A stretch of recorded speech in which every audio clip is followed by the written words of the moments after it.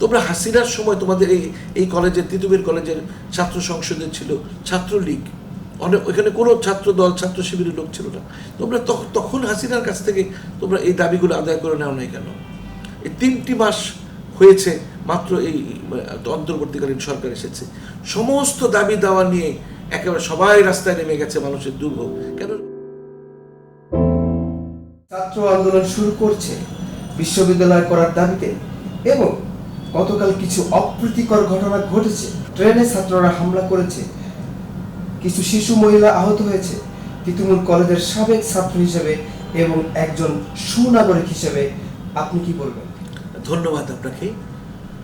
আমার খুব দুঃখ ভারাক্রান্ত মনে আপনার এই প্রশ্নের উত্তরটা দিতে হচ্ছে, কারণ এই তিতুমির কলেজ ছিল জিন্না কলেজ, মহাখালীতে অবস্থিত। আমরাই প্রথম ব্যাচের স্টুডেন্ট, প্রথম ভর্তি হই 1970 সালে। তো সেটা ছিল জিন্না কলেজ। 71 সনের 1 মার্চ যেদিন ইয়াহিয়া খান ঘোষণা করলেন যে সংসদ বসছে না, তখন উত্তাল হয়ে গেল পূর্ব বাংলা। তখন সবাই পল্টনের দিকে মানে ট্রাকে ট্রাকে যাচ্ছে। তখন আমরা 3-4 জন ছাত্র কলেজ ক্যান্টিনে বসা, মাত্র তো কয়েকজন ছাত্র, আমরা 100 জন ছাত্র, সবাই চলে গেছে, 3-4 জন ছাত্র ক্যান্টিনে বসা। তা আমরা চিন্তা করলাম আমরা কি করব। তখন এই জিন্না কলেজের নাম পরিবর্তনের একটা আসলো যে জিন্না কলেজ তো রাখা যায় না, বাংলাদেশ স্বাধীন হওয়ার দিকে যাচ্ছে। তো একজন এক এক নাম দিল, একজন শেখ মুজিবুর রহমান নাম দিল, একজন। আমি বললাম যে না, এর নাম হওয়া উচিত তিতুমির, শহীদ তিতুমির। কারণ তিতুমির হচ্ছে এই সমস্ত যে ব্রিটিশ বিরোধী আন্দোলনের মানে সূতিকাঘারে পরিণত করেছিলেন তার সেই তিতুমিরের পাশের কেল্লা, তিতুমিরের নাম হওয়া উচিত। তো অন্যান্য যারা 3-4 জন ছাত্র বসা ছিল তারা সবাই বলল হ্যাঁ এটি ঠিক। আমরা সেই দিয়ে কয়লা দিয়ে, ক্যান্টিনের কয়লা দিয়ে ওই জিন্না কলেজের সাইনবোর্ডটা উপর থেকে ফেলে দিলাম। আমরা উপরে গিয়ে সে লিখলাম শহীদ তিতুমির উচ্চ মহাবিদ্যালয়।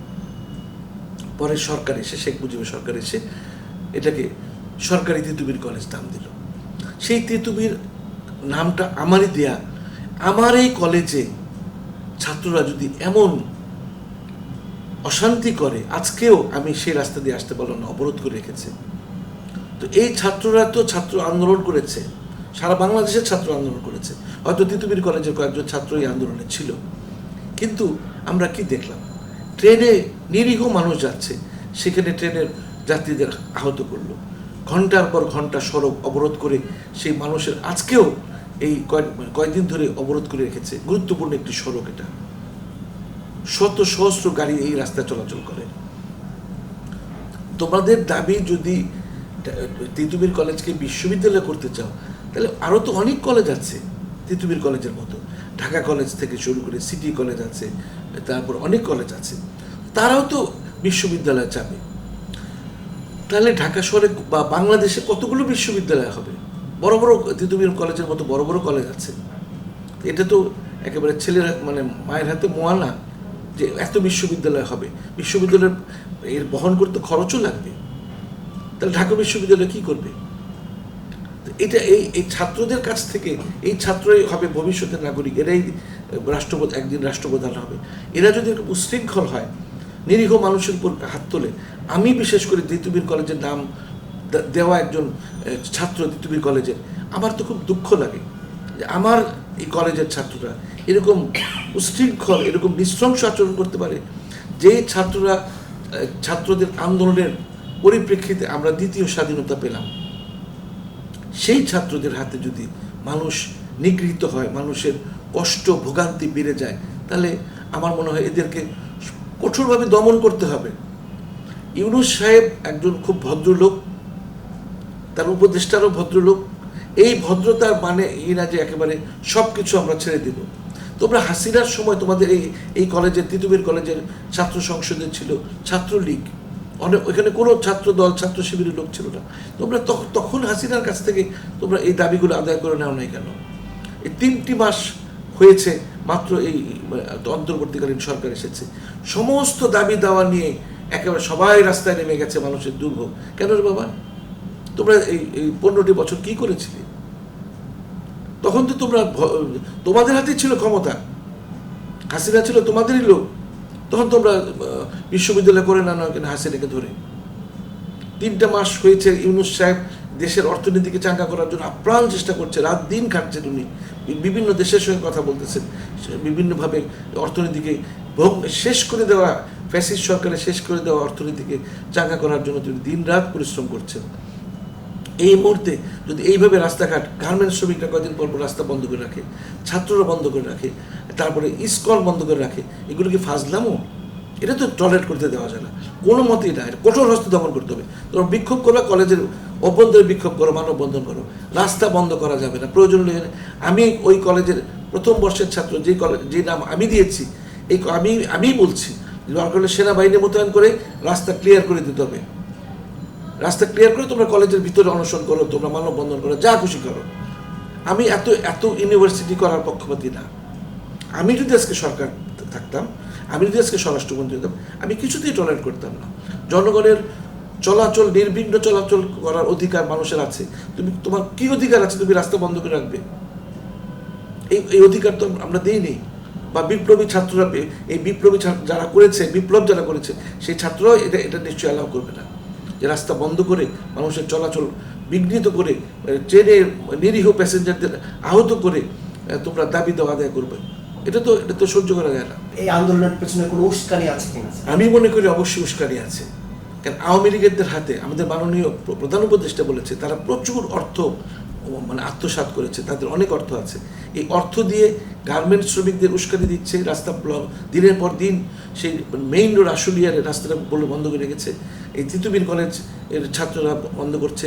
আজকে বিভিন্ন জায়গায় ইসকনকে তারা প্রশ্রয় দিয়ে, ইসকনকে দিয়ে চিটাগাংয়ের বিশাল মিটিং করিয়েছে। বিভিন্নভাবে পতিত সরকার, ফ্যাসিস্ট সরকার এইসব করছে আমি বিশ্বাস করি, এবং এর পিছনে প্রতিবেশী একটি দেশের হাত রয়েছে। এগুলোকে কঠোর হস্তে দমন করতে হবে। আমাদের সরকার এসেছে মানুষকে শান্তি দেওয়ার জন্য, কিন্তু এরা মানুষকে অশান্তি দিচ্ছে। এদেরকে আমি বরদাস্ত করতে রাজি না। ভারত কেন রাজনৈতিক কর্মকাণ্ড চালাচ্ছে? প্রধান উপদেষ্টা ডক্টর ইউনূসের এমন বক্তব্যে আপনি কি বলবেন? আসলে ভারত এই 5ই অগাস্টের যে আমাদের দ্বিতীয় স্বাধীনতা আমরা পেলাম, এটাকে মেনে নিতে পারেনি, এখন পর্যন্ত মেনে নিতে পারেনি। ওরা, আমাদের ইউনূস সাহেব যখন এসে জাতিসংঘে গেলেন, তার সঙ্গে কথা বলতে চাইলেন, ফেস টু ফেস কথা বলতে চাইলেন, তিনি আগেই চলে আসলেন, ইউনূস সাহেব যাওয়ার আগেই চলে আসলেন। বিভিন্নভাবে এই যে পশ্চিমবাংলার চ্যানেলগুলো বা অন্যান্য চ্যানেলগুলো যেভাবে ভারত বাংলাদেশের বিরুদ্ধে অপপ্রচার করছে, বিশেষ করে ওই যে রিপাবলিক একটা টিভি আছে ওদের, সেই তার উপস্থাপক যেভাবে লাফিয়ে লাফিয়ে একেবারে একটা কার্টুনের মতো, জোকারের মতো করে বাংলাদেশ বিরোধী কথা বলছে, ইউনূস সরকারের বিরুদ্ধে কথা বলছে, এগুলো একদম ব্লক করে দেওয়া উচিত আমি মনে করি। কারণ ভারতের যে সমস্ত যে চাহিদা, সেগুলি হাসিনা সরকার ফুলফিল করতো, হাসিনা ব্যক্তিগতভাবে ফুলফিল করতো। আমার বুকের উপর দিয়ে তাদের ট্রেন যাবে সেই 7 সিস্টারে, এটা কি আমরা বরদাস্ত করতে পারি? পদ্মা সেতু নিজ দিয়ে যে রেলওয়ের এটা করেছিল, সেটা শুধুমাত্র ভারতের স্বার্থে শেখ হাসিনা করেছিল। তো ভারত চেয়েছিল বাংলাদেশকে একটা তাবেদার রাষ্ট্রতে পরিণত করা। এখনো চেষ্টা করছে আমাদের চিটাগাংটাকে আলাদা করে দেওয়া।